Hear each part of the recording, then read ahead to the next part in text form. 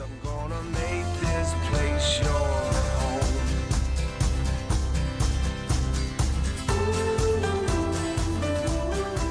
Thank you for having me here this afternoon and giving me an opportunity to share some time and some information with you. It was just really exciting to actually walk in here around lunchtime and hear the music outside and feel the positive energy of this space.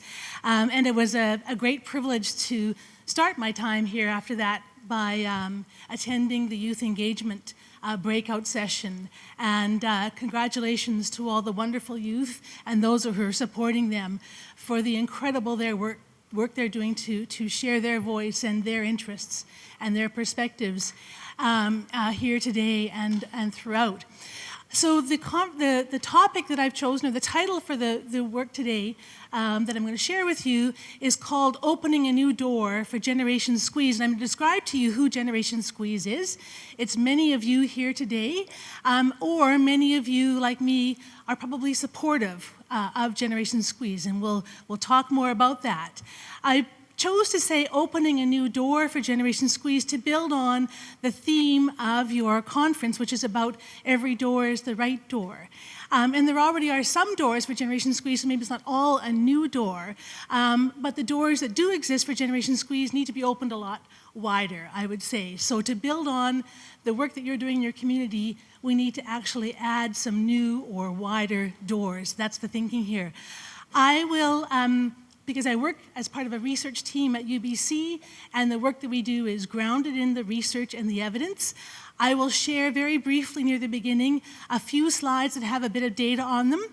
But I know it's the end of the day, so I'll ask you to just bear with me through a few of those slides, and then I'll move to the Generation Squeeze story, which has less data on it. So hopefully this will capture,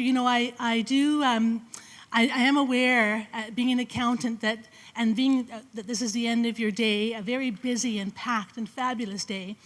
I am very aware that I have to speak fairly quickly because there is nothing worse than a slow-talking accountant to imagine at this point. And so I will speak fairly quickly, so I just want to echo the invitation for questions. I am so open for questions. I'll be here for a little bit afterwards if people want to talk to me in person, and you can always access me through the UBC website, just via Lynell Anderson at ubc.ca. So very straightforward to come to me afterwards with questions, and I definitely welcome them. So let's start, and I want to start with the first slide here and really talk about some of the inspiration and background for this work and some of our actual recent work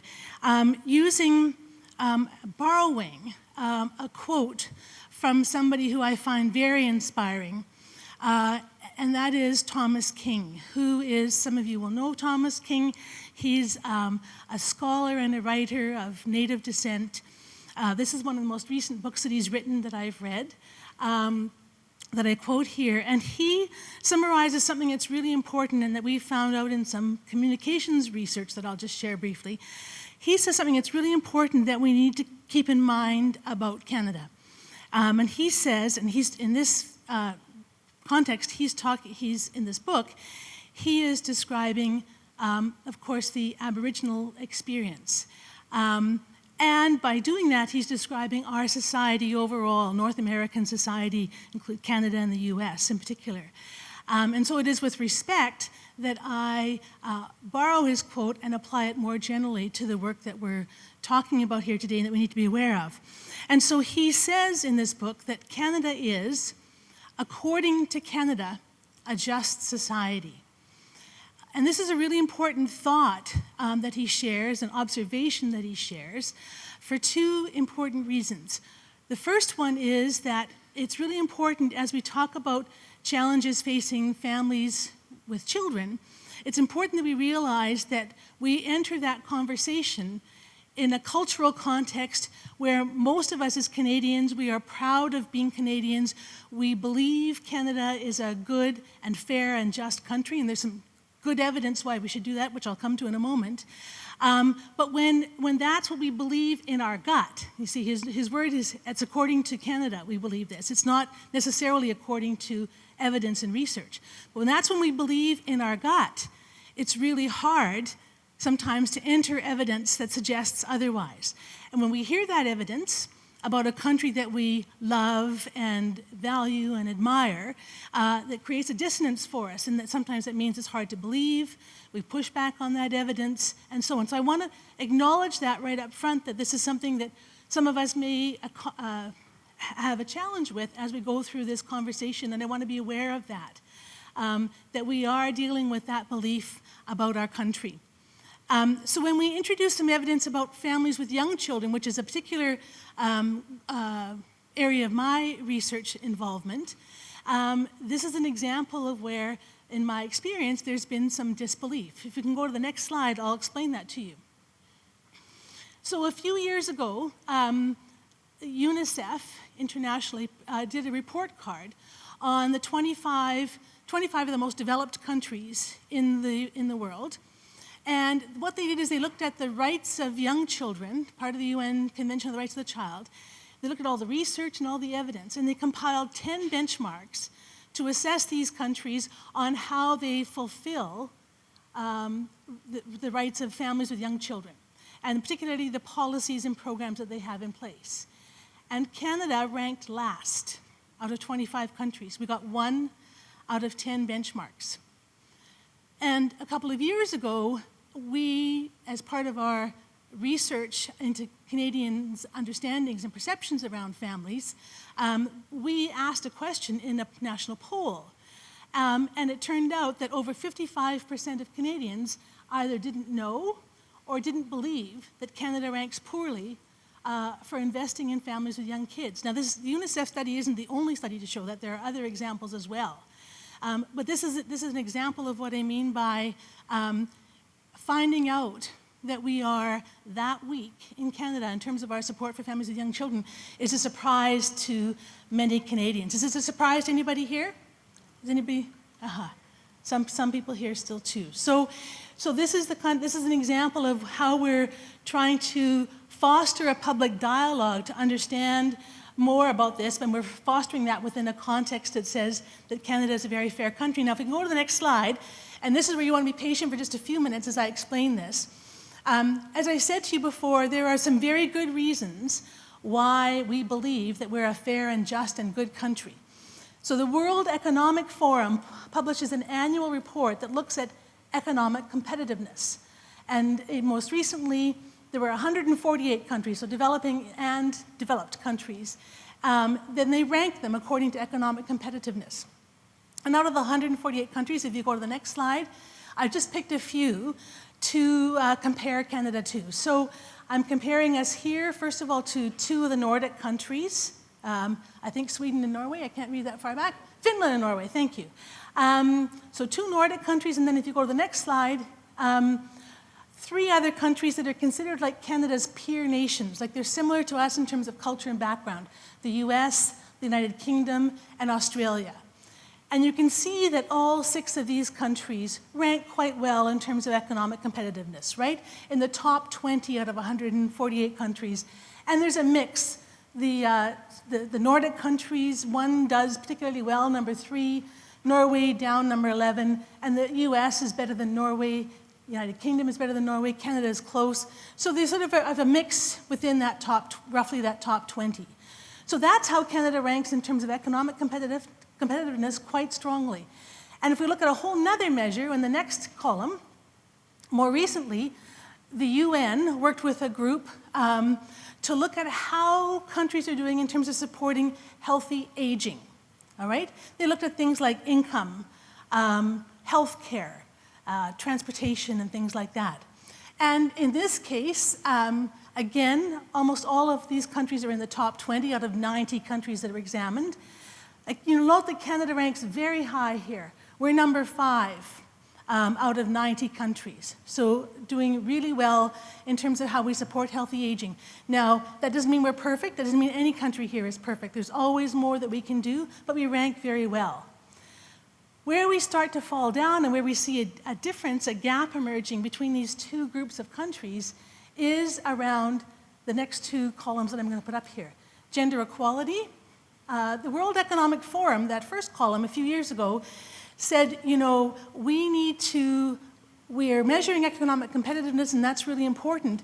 But what we need to recognize is that the role that gender equality plays in actually advancing healthy, sustainable economies. So they developed a whole separate reporting, almost annual reporting, on gender equality. And here you can see that we start to have this divergence, where the Nordic countries are really highly ranked in terms of gender equality, but Canada and its peer nations are further down, Canada being 21st. Okay? And then finally, if we take that UNICEF report that I mentioned to you a couple of slides ago, the 10 benchmarks, and we convert that to a ranking, so some people had 8 marks, so they get as an even ranking, but if we convert that to a ranking, you can see again that the Nordic, can you go to the next slide? Thank you very much. So you can see again that the Nordic countries rank right at the top, and Canada and its peer nations are further down again. The point I want to raise to you here and acknowledge is that there are real strengths in Canada's policy and Canada's economic competitiveness. And there is work that we need to do still around gender equality and around family policy, how we support families, particularly with young children. And I want to make the point that it is possible to have a healthy economy, to support healthy aging, to support healthy families, and to support gender equality. And if we go one more slide, Norway provides an example of that. I'm not saying that we should mimic Norway necessarily here. I'm just saying it is possible, and that we could build a made in Canada, made in BC solution to this. And I want to put forward to you what that solution is today. And for us, it's building a Canada that works for all generations. Our older generations, our aging population, as well as our families, particularly with young children. Okay, so moving on from here, that gives you a little bit of the context on why we think it's important and to actually address this issue. Moving on to the next slide, let me make one more piece of context and bring this to your work and your involvement and your community today. At the Human Early Learning Partnership where I work is a part of the School of Population and Public Health in the Faculty of Medicine at UBC. And so we're really focused on population health, particularly in the early years. And we work and study and do research, the medical and so on people in our unit do research that really looks at, uses this model. It's based on the Bronfenbrenner model, for those who are into child development and so on. We use this model to describe how children thrive.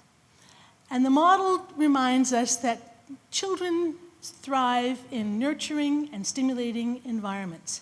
They influence those environments, and they are influenced by those environments. And if we put children at the center of the environment, then they are influenced, they have those environments through a number of ways. And the most proximate, the closest relationship is family. Now, and so the family environment, of course, as you all know, is paramount. Now, I want to be really clear here that family can be described, can be defined in a broad range of ways. We have a diversity of families. So however you define it, however you define that close relational community, that's a key place for children to receive their nurturing and stimulating experiences. Oh, sorry, I just hadn't quite gone there next. If we can just go back, thanks so much. And then we go out from there, and children are influenced by and influence their local region and neighborhood. And then we look to the national, the government level, at the senior levels of government, provincial and national. They're affected by the policies that come at that level. And of course, they're affected by the global environment. Things like like environmental issues that are global, for example, that have effects on our children.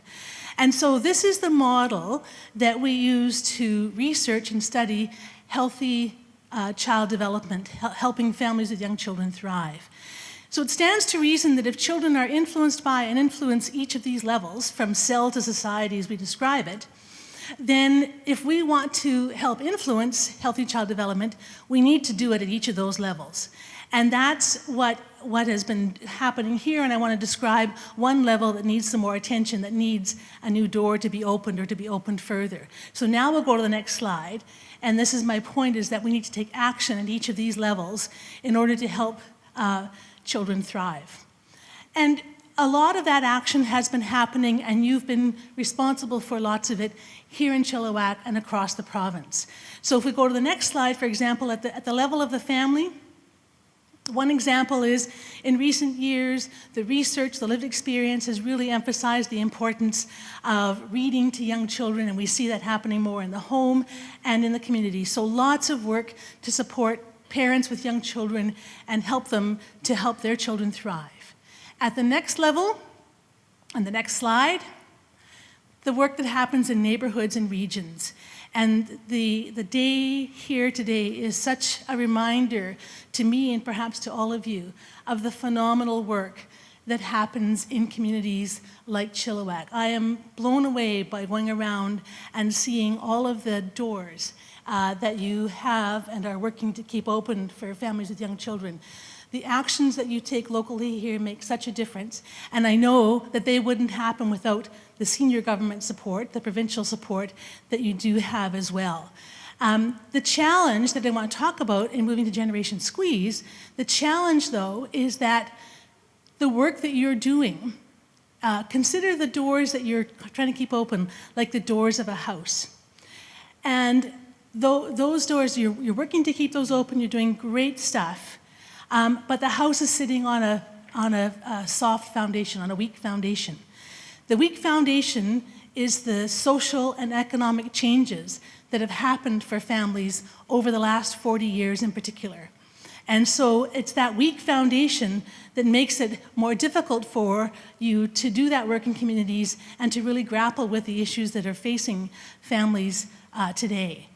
And so if we go to the next slide, that's why I'm going to introduce to you the Generation Squeeze story and talk to you about why we want to work toward changes at a new door at the level of senior governments, policies, federal and provincial policies that will support and adapt for younger generations today.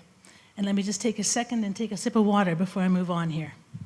I'll give you a chance to text, those of you who might want to text already. Or is it text? Was it text a message? Yeah, okay.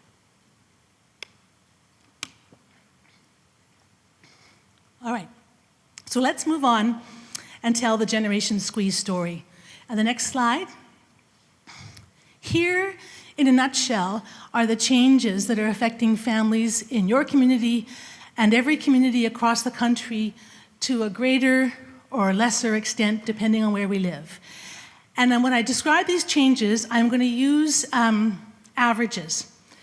And I want to say, to acknowledge right up front here, that we use averages in research for lots of good reasons. It helps us understand trends over time or compare different data sets and so on.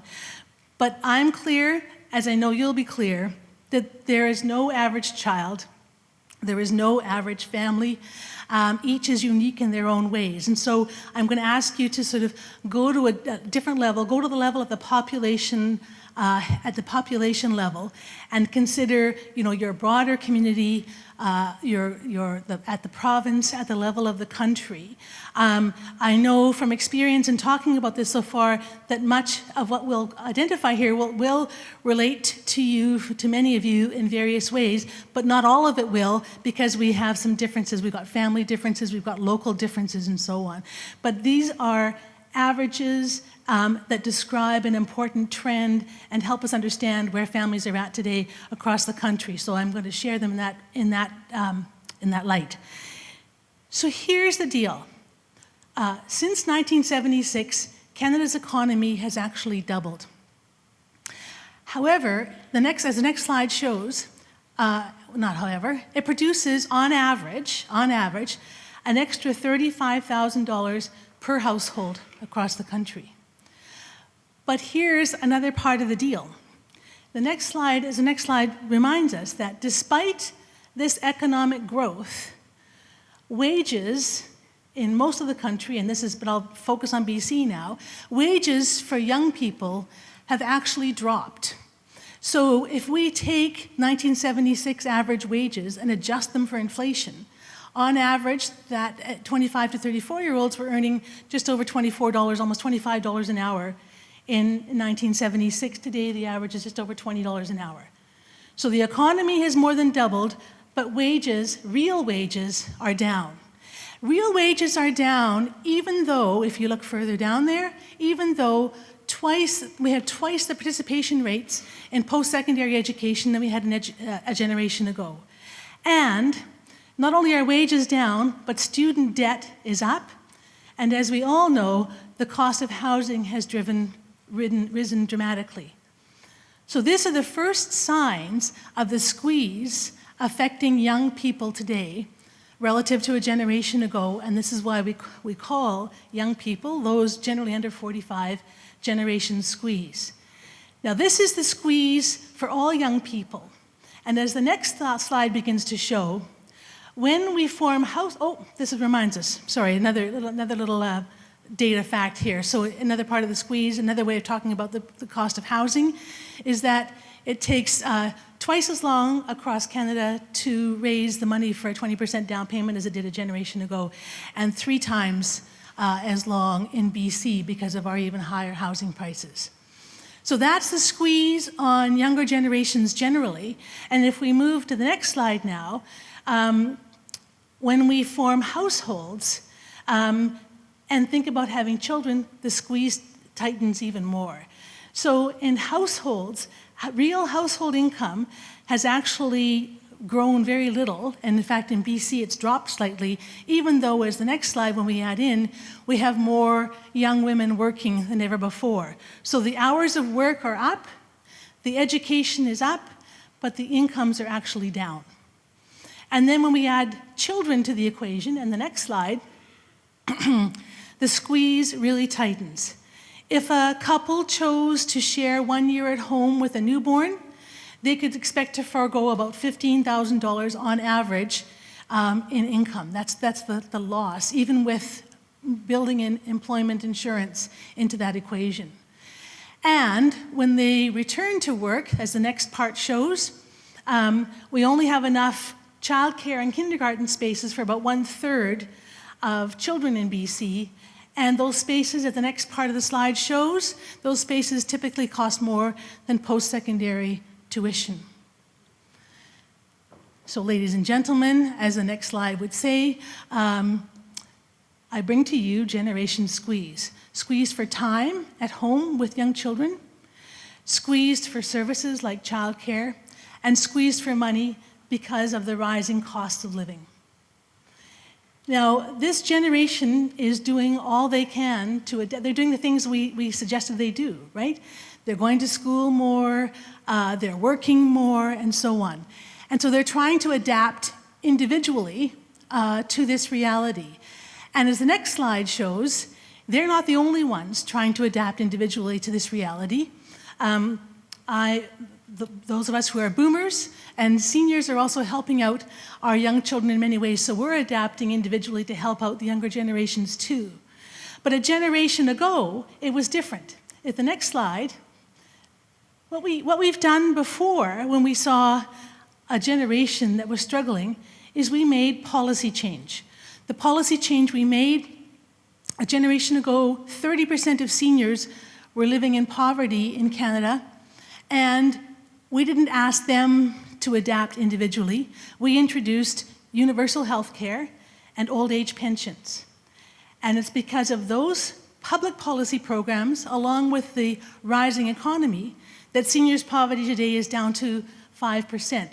We'd still want it to be less than that. We know that there are seniors who are struggling, and we want to work to protect that.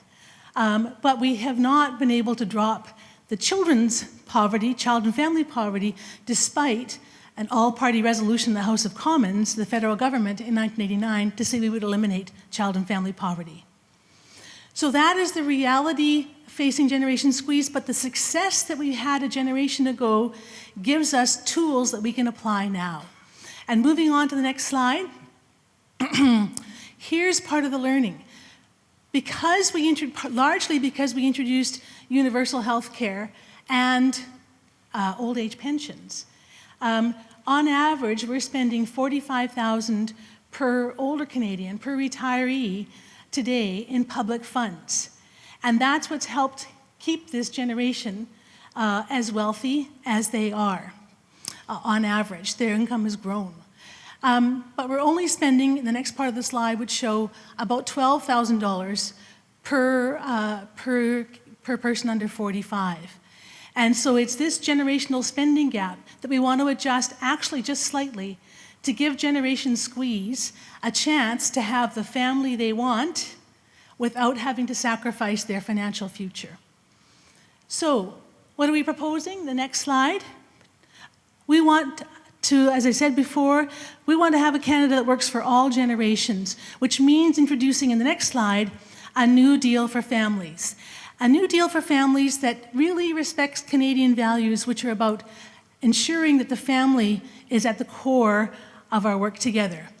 It's about providing opportunities for us to spend more time together and possibly less on stuff. It's about promoting choices for families, and it's about personal responsibility, because we do in Canada value giving people the tools that they can take personal responsibility for caring for and earning for their family. And that New Deal for Families has two key components. New mom and new dad benefits, opportunities for families with newborns to spend up to 18 months together with better benefits than we have right now, because many people can't actually afford to be off on parental leave or maternity leave. And in the next slide, $10 a day childcare. Those two benefits, those two proposals alone in the next slide will actually, and you can just, if you can click through that, another click, and then another click. Thank you. Those two proposals would save the average family almost $50,000 in the first 5 years of their child's life. And as the next slide shows, and we'll click through it fairly quickly here, I'm aware of time, that will give families some real choices to either work less, be able to work perhaps a 70-hour combined week rather than an 80-hour combined week now.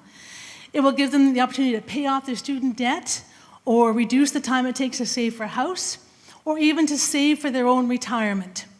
So this is a way to really reduce the time, the income, or the money and the service squeeze on families with young children. This is not the only solution for Generation Squeeze. This is a very specific solution for those with young children when the squeeze is absolutely the tightest.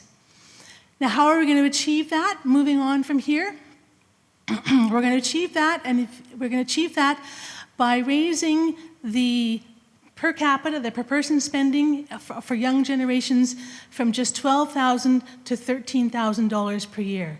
So it's a relatively small change in that public spending that would make such a big difference for families. Moving on, not only would it make a big difference for all families with young children, that change would actually virtually eliminate poverty for families with young children. Because, for example, one of the measures of the $10 a day childcare is to ensure that it is free for families earning less than $40,000. So this is an example of how, if we work towards and support Generation Squeeze, through a new deal for families, we can advance a Canada that works for all generations. And again, to say how specifically we're going to do that, that's the last few slides here. Moving on. Thank you. We have had this conversation, we've been building this conversation with groups and individuals, mainly in BC, but starting across the country over the last year. And we are consistently asked, what can we do to help? What can we do to make this happen? And typically, often people would say, well, we need to write a letter to government and ask government to make this change. And of course, we are having conversations, have had and will continue to have conversations with government about these change and share the evidence and the research. But what's more important, we think, right now, is to actually get involved and have the public dialogue. And we take inspiration in thinking about this from a group that's called CARP, or it used to be called the Canadian Association for Retired Persons. And this is a really important group that represents lots of people across the country. Anybody a member of CARP? I am. Anybody else? Yeah, a few of us are. So you'll know then that CARP was formed to support and advance the interests of Aging Canada. They protect the old age pensions and the health care for Canadians. They are, really importantly, something that I know you've said is really important here, nothing about us without us. They are a place where literally thousands of aging Canadians share their voice and their views and have those voice and views expressed on behalf of them to government to protect their policies and their interests. And we're inspired by that and thinking of and working towards replicating that for Generation Squeeze. So CARP exists, it's bringing like-minded people together, thank you. It's also working to provide some services that will help aging people keep money in their pockets, so insurance discounts and things like that. And that they actually, as you say, they openly say they want to have political clout. They take the interests of their members forward and use them politically. And it's in part because of organizations like that that protect, as the next slide reminds us, that protect the $45,000 per retiree that's spent right now. CARP has over 300,000 members, and they're on a march to 1 million members. And as we thought about trying to respond to people's question, what can we do? How can we get involved? How can we change this? It is striking to us that there isn't a similar group, pan-Canadian, across the country for generations under 45. And so that's the organization and the movement that we're hoping to create, that we have been building interest in, and that we will model in the same way, nothing about us without us, young people sharing their views, sharing their voices, and advancing their concerns. And so to finish, here, next slide, I want to finish and close by just acknowledging again the work that you're doing here. I know that it's not always easy to be working in this area, to be talking about the challenges that families face, and to be continually raising those issues and working on them. And it's a reminder to us that, you know, it's our right to bring issues forward. It's our responsibility when it comes to children. They have rights, and so it's our responsibility, all of us, to advance their rights. And of course, we want to do that in a way that is respectful and that is solution-oriented. And I just see so much evidence of that here and in the work I learned about in preparing for this course today, this session today. So thank you for all that you're doing on behalf of Children and Family in Chilliwack. And I will close by, oops, sorry, can you just back up one piece? Just go back one, if you could. We're missing, there, thank you, that's perfect. And what I want to encourage or invite is that in addition to all the work that you're doing locally here for children and families, if you're interested, if you'd like to find out more, I welcome you to join us at gensqueeze.ca and help us build this voice for younger generations. And I'll close with the next slide, finally with how I opened with another quote from Thomas King. I'll paraphrase it slightly, but the final slide here, Thomas King at the end of his chapters in this story would say, take this story that I've just told you, it's yours, do with it what you will. And here's my paraphrase. You can write a letter, subscribe to a Child and Youth Advocacy newsletter. The newsletter of the Child and Youth Committee here is great. Or you can join Gen Squeeze. Or you can forget it. But don't say in the years to come that you would have lived your life differently if only you'd heard this story. You've heard it now. Thank you very, very much for your attention and energy. Thanks. 'Cause I'm gonna make